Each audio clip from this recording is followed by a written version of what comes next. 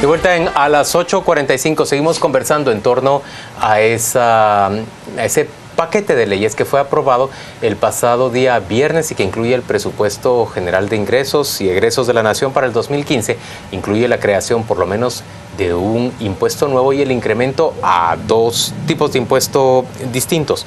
Hoy nos acompañan dos expertos en materia económica y tributaria. Abelardo Medina es economista senior del Instituto Centroamericano de Estudios Fiscales, y está con nosotros también Alejandro Aguirre, quien es coordinador del Instituto por la Democracia de la CONGECOP.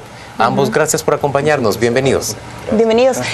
Señor Aguirre, comencemos con usted. ¿Cómo recibieron esa noticia? Que van a poder volver a ejecutar las organizaciones no gubernamentales obra pública, una prohibición que se había impuesto años atrás. Sí, definitivamente algo que no coherente, ¿no? Porque se pensaba de que se había avanzado precisamente en evitar eso, ¿no?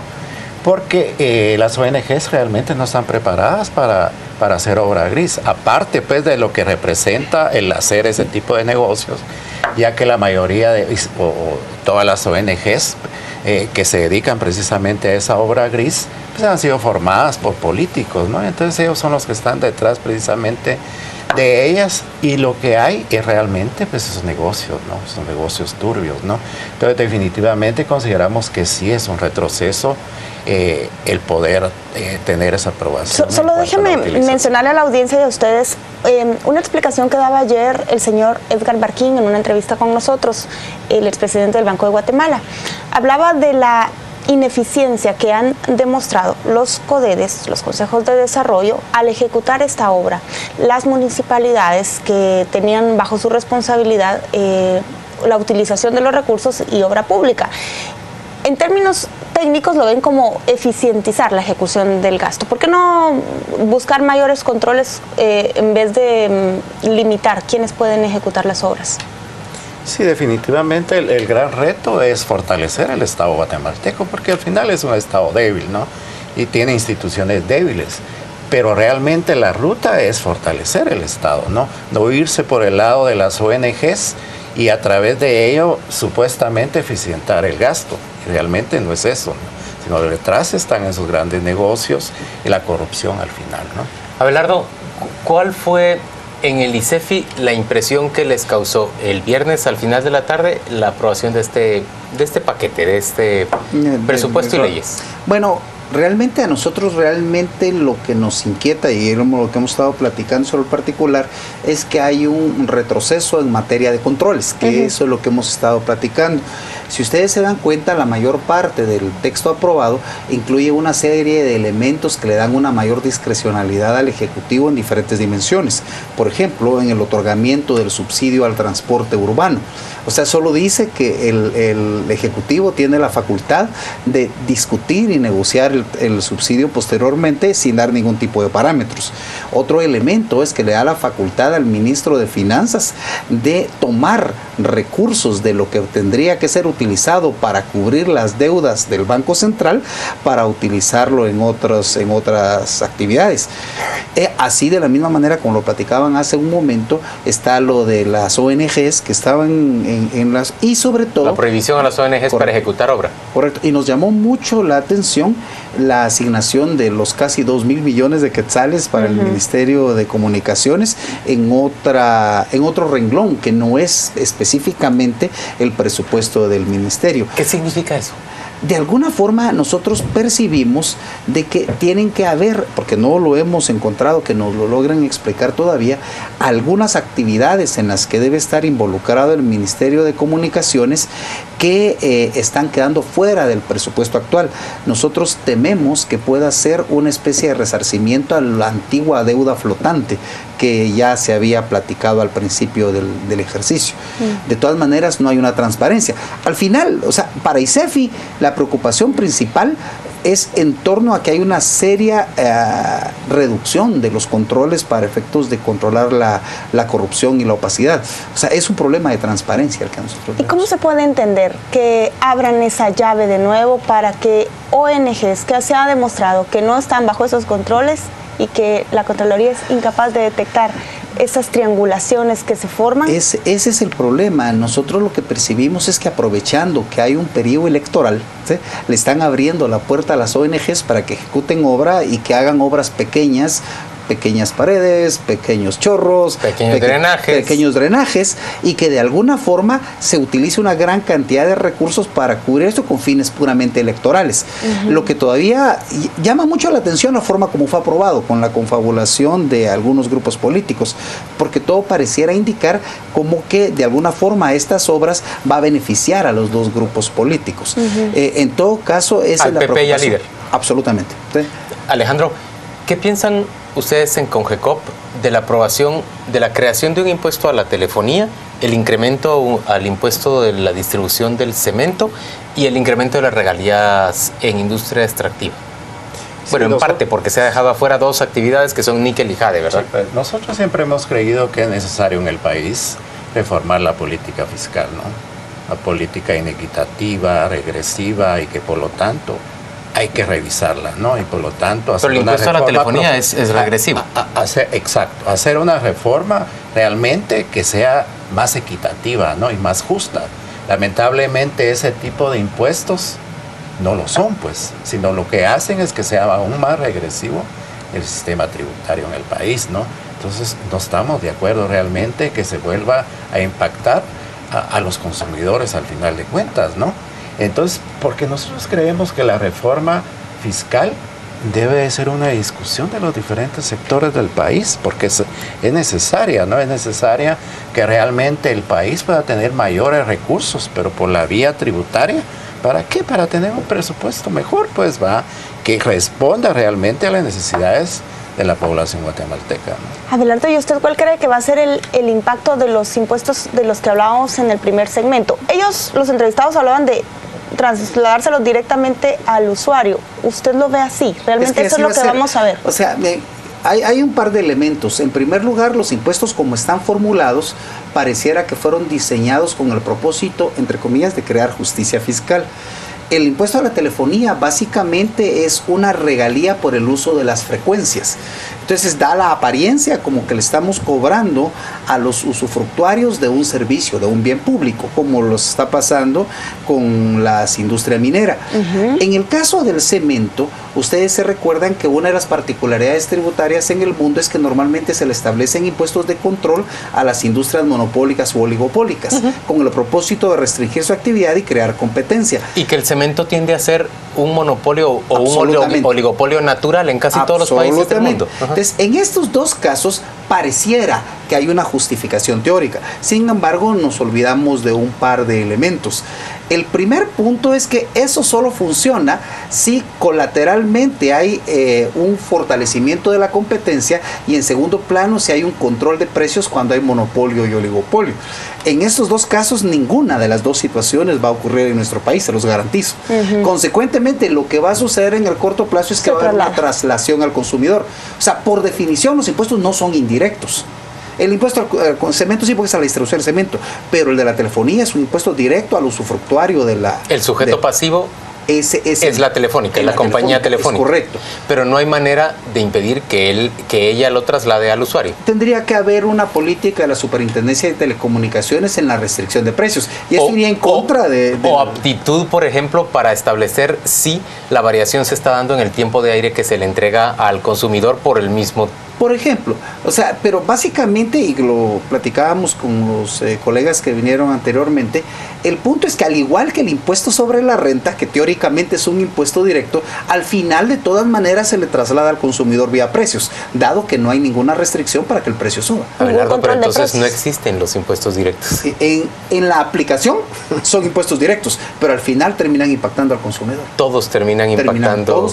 Y desproporcionalmente, porque no es lo mismo alguien que paga 800 de celular a alguien que paga o consume 60 quetzales al mes. De hecho, en el caso del impuesto al cemento, si ustedes revisan históricamente los valores, cuando se estableció el impuesto de 1.50, el incremento del quintal de cemento no fue de 1.50, fue de 5 quetzales, porque dado que es un producto inelástico, normalmente refleja el impacto en el precio del cemento es mucho mayor. A mí no me sorprendería que el aumento en el quintal de cemento en pocos días sea de 10, 12, 15 quetzales, cuando el impuesto fue de 3.50. Lo que sí parece un cobro no trasladable regalías en la industria extractiva. Claro, pero no es trasladable porque los productos son exportables. Claro. Sí. En todo caso, como ellos están sujetos a un precio internacional, Ellos no pueden cargar el costo del oro o de la plata. O sea, por eso les digo, esa es la diferenciación. Si fuera controlable el precio del teléfono, entonces tendría el mismo sentido que el de las regalías. Pero en este caso no es así. El de las regalías es completamente. ¿Hay una explicación técnica por la cual no se ha grabado de la misma manera con esas regalías al níquel y al jade? Nosotros no se las encontramos. De hecho, en ICEFI nosotros somos muy partidarios claramente que no deben haber privilegios. Hoy un diputado, Luis Pedro Álvarez, ha dicho en dos ocasiones a lo largo del día en programas de radio que el jade no fue grabado porque la vicepresidenta de la República es parte de una empresa que explota jade en el país. Yo se lo he preguntado a la vicepresidenta y todavía no he obtenido respuesta, pero es dable pensar, por ejemplo, que el partido líder hubiera dicho, bueno, entonces no toquemos el jade porque la señora vicepresidenta tiene intereses ahí. Bueno, políticamente pueden pasar muchas cosas, o sea, es dable políticamente, por supuesto. Técnicamente no existe ninguna explicación, a menos que haya algún estudio que demuestre que el costo de producción de ese producto no soporta una regalía de esas dimensiones. Nosotros no lo conocemos. Si el Estado indefectiblemente necesita más recursos, ¿cuál, aparte de estos 12 impuestos o 3, ¿dónde más se pueden grabar impuestos? Me hablan acá en Twitter de por qué no grabar el alcohol, el tabaco. Juan Luis hablaba de las cuentas bancarias, de las transacciones financieras. Si queremos poner impuestos, hay una gran cantidad, una gama de impuestos heterodoxos que uno podría grabar, por supuesto. Pero nosotros en ICEFI nunca hemos estado de acuerdo que se creen nuevos impuestos o que se aumenten las tasas de los impuestos hasta que realmente hagamos eficiente lo que tenemos. Lo hemos estado insistiendo que hace 2 años el nivel de evasión del IVA era 34 puntos, este año va a terminar en cerca de 41, 41.5. Estamos observando una evasión del IVA que es cercana a 15 mil millones de quetzales. En el impuesto sobre la renta tenemos una dimensión similar al 40% de evasión, más que se representa algo así como 22 mil millones de quetzales. ¿Por qué no nos preocupamos en hacer más eficiente la recaudación de estos impuestos antes de crear nuevos? Políticamente es más atractivo ponerlo rápido porque la recaudación va a ser rápida. No se puede grabar más. El tabaco es un caso muy especial. Ustedes se recuerdan que la Corte de Constitucionalidad establece que los impuestos por constitución no pueden ser confiscatorios. Y la Corte de Constitucionalidad siempre ha establecido que el confiscatorio es cuando el impuesto es más allá del 100% de su costo de producción. Y eso en el tabaco ya llegó, ¿sí? Claro, eso podría todavía incrementarse en las bebidas, particularmente las alcohólicas. Hay ejemplos en otros países en donde el establecimiento de un impuesto al cheque, si hay suficiente información, contribuye a reducir el sector informal. Pero yo estoy dando malas ideas, ¿verdad? No, tal vez no sea necesario. Estos nuevos impuestos es una especie de reconocimiento de que fracasó la reforma fiscal.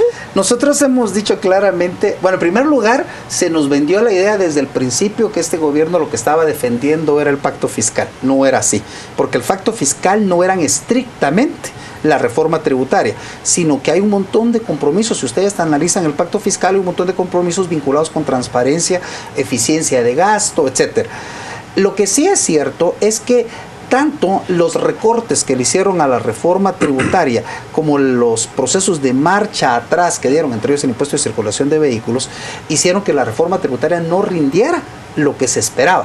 Pero el impuesto sobre la renta, particularmente en los profesionales liberales, está rindiendo.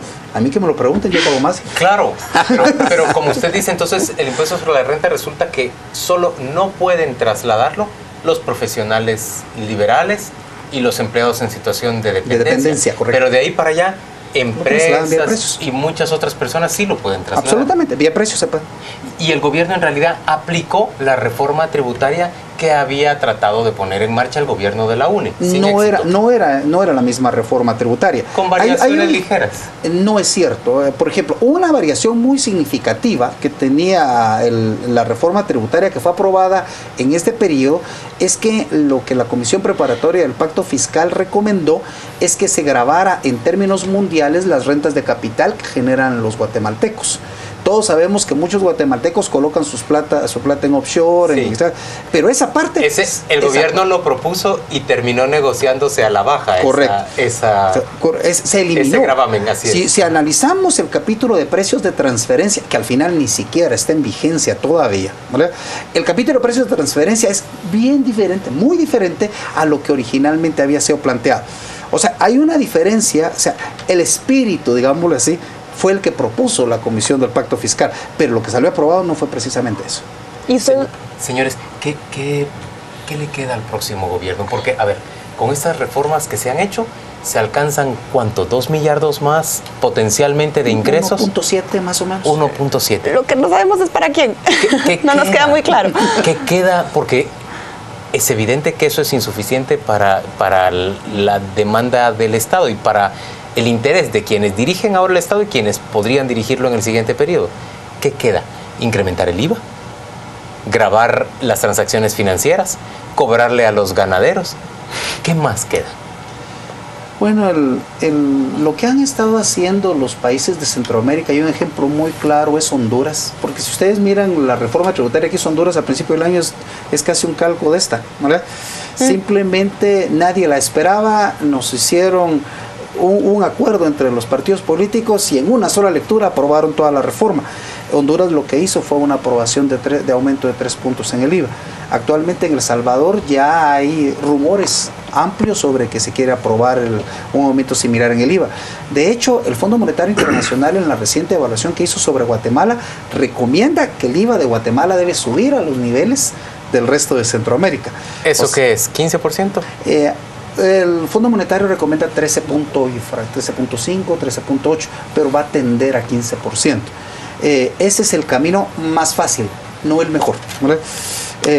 El gobierno va a seguir teniendo problemas financieros, absolutamente de acuerdo. Alejandro, Aún cuando eleve a 3 puntos el IVA. Desde la CONGECOP, Sí. ¿hay alguna acción que se prevé que van a plantear?